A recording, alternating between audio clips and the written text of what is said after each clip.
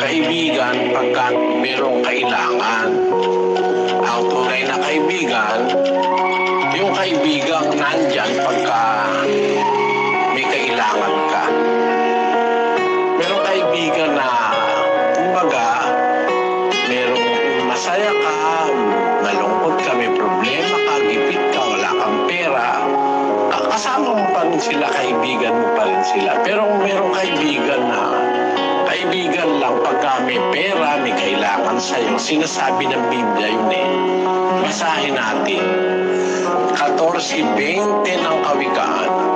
Ipinagtatanim ang dukha maging ng kaniyang kapwa, ngunit ang mayaman ay maraming kaibigan.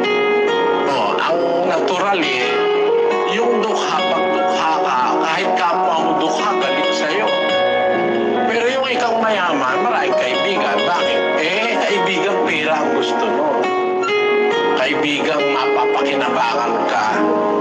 Ang tunay na kaibigan, yung hindi nakikinabang sa'yo, pero kaibigan ka pa rin niya. Hindi ka niya pababayaan. Yun ang nakasulat sa Biblia.